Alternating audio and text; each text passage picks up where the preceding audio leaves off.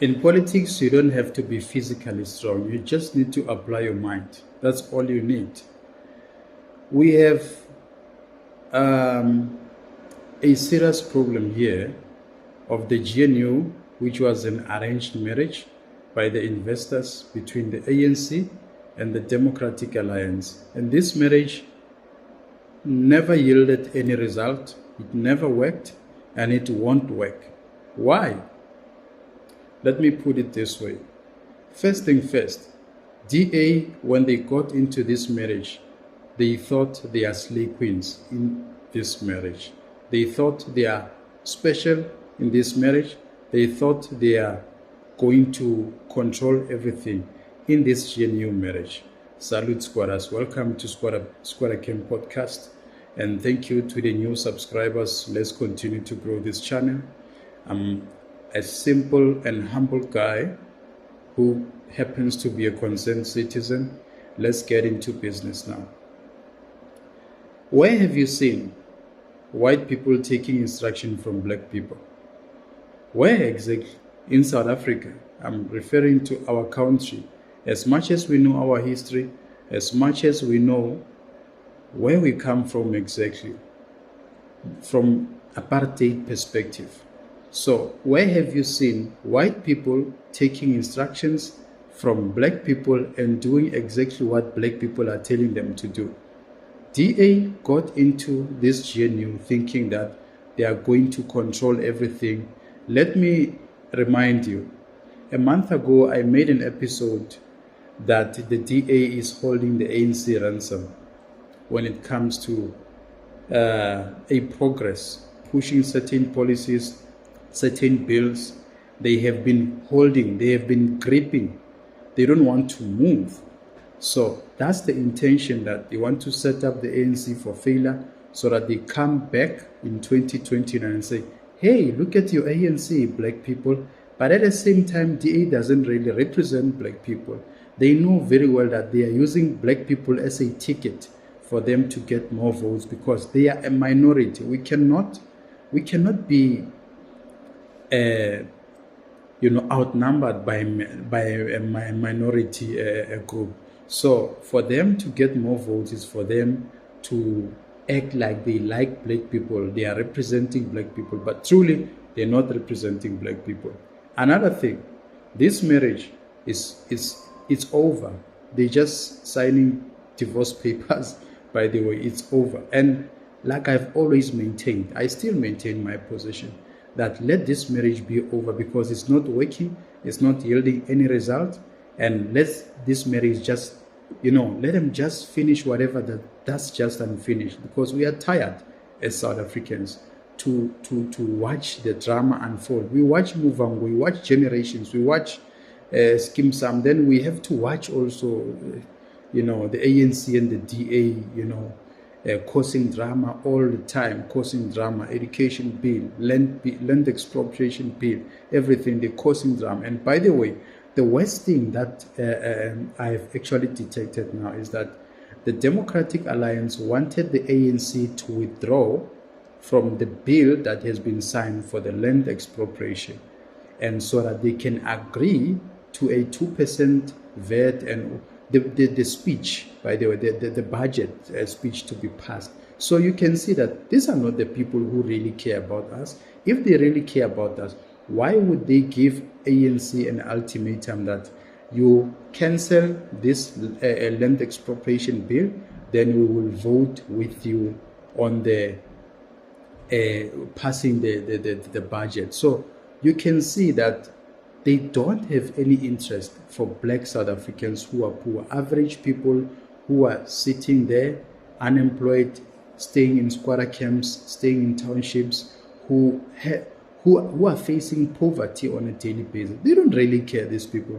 And we are going to continue to prove them wrong. And another thing, the economic freedom fighters is joining the Democratic Alliance. Oh, all of a sudden you guys are friends.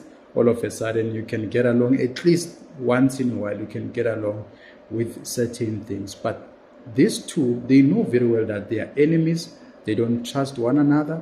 But because of this particular issue, that's politics, by the way. There's no permanent enemy, there's no permanent friend. Friends now have become enemies. The ANC and the DA now, they have become enemies. The EFF and the Democratic Alliance, in this particular issue, they have become friends.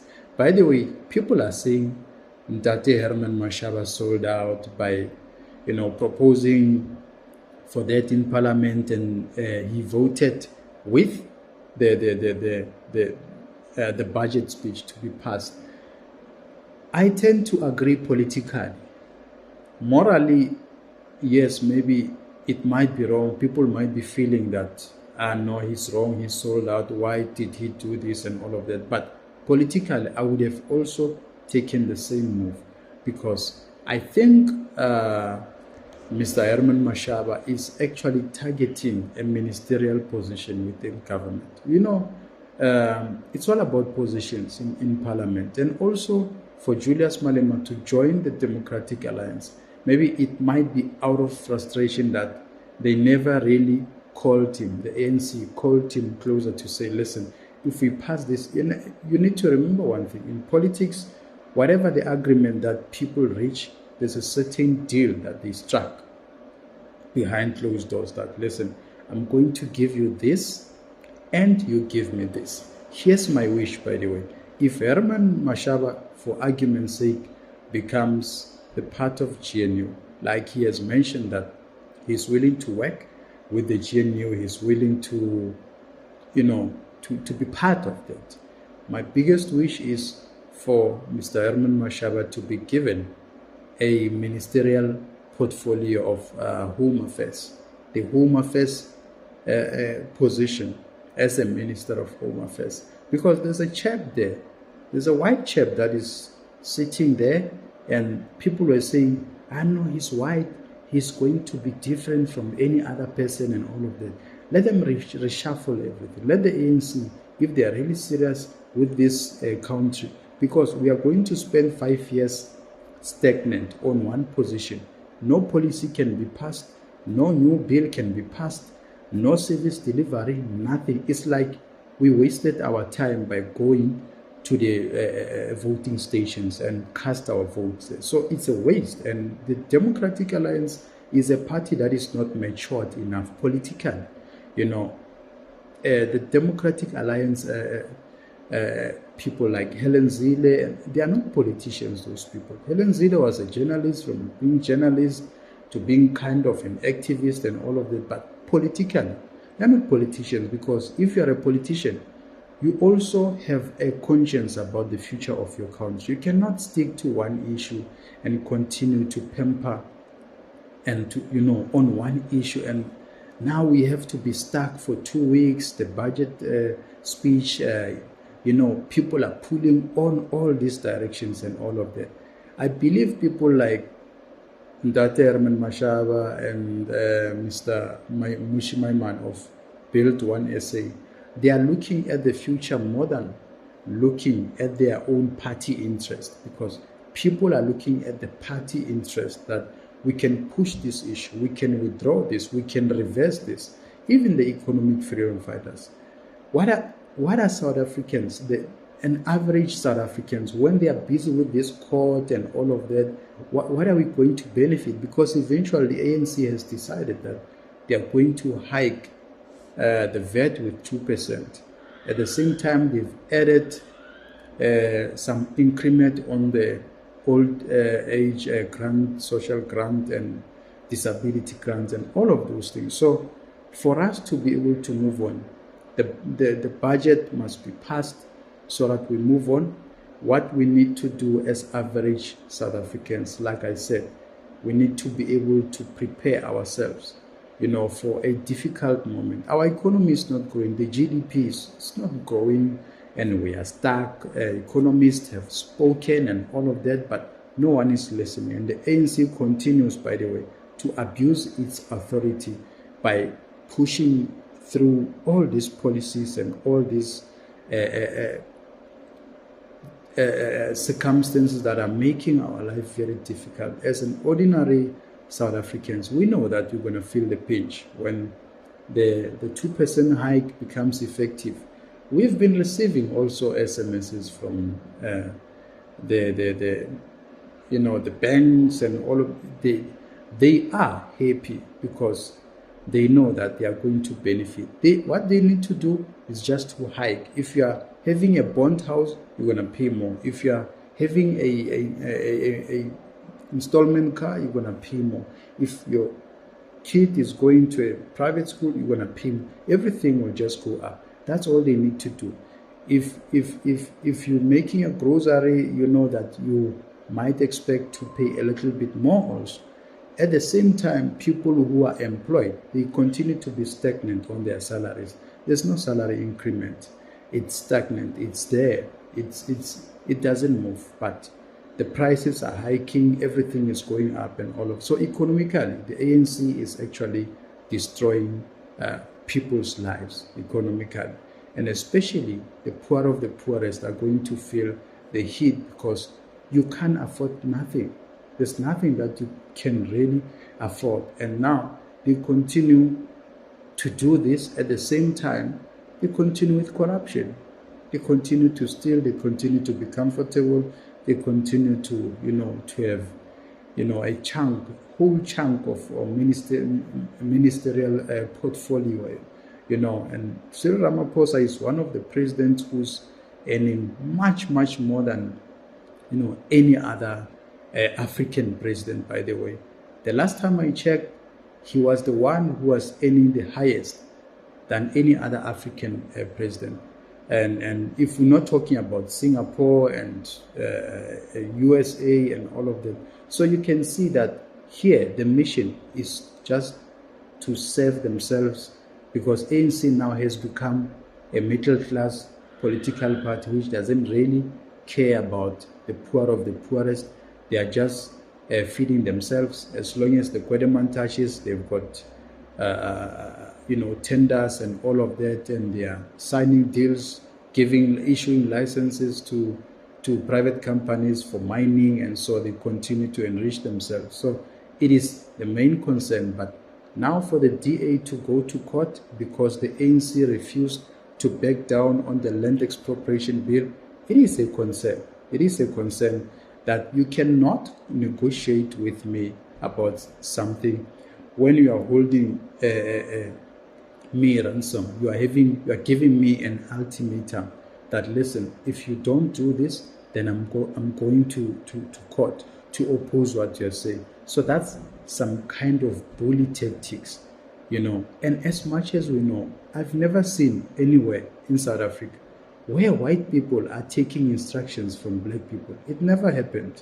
I don't know of any. Maybe someone might know something. I don't know. That's why it was no surprise for me to see the DA behaving this way in the whole GNU. That's only them. In the GNU, the Democratic Alliance, they think it's all about them. They are celebrities there. They are breaking. They want to control everything. Those kids who are spoiled brats, who whenever they don't want to play anymore, they throw around toys so that no one gets to play with their toys because they don't want to play. That's Democratic Alliance for you. It's very concerning as South Africans because we've been held ransom for the longest time. Even the budget, if it was not passed now, through what happened now, voting, which is a democratic thing to vote, how long were we going to wait for these people, these two political parties going back and forth? It's not going to help us. It's not, whether we like it or not. The ANC has made a decision. They have taken that decision that they want to hike the value-added tax. So it's for us South Africans, unfortunately, to downgrade, live simple lives, be minimalist, and cut off on many social activities, especially social activities, going out on a party on a weekend, going to clubs, drinking a lot of alcohol and all of that. We need to reduce those kind of things, which are not necessary. If you can work from home and stop driving around in the traffic, and you're gonna consume more petrol, and you're gonna get a hiding there at a gas station when you are filling up. So these are the circumstances. that we can't really change. But I don't understand the DAU holding the ANC ransom because of the budget that needs to be passed, and at the same time the leverage that they have against the ANC is that you need to scrap the land expropriation bill. That was not fair. I don't know. That's my view, squatters. I'll hear from you. Thank you for watching my content, and click that notification bell. When I drop the content, we continue to engage it. Then you become the first one to get my content. Let's grow this channel. Let's hit the 5K mark. Thank you, squatters. Sure.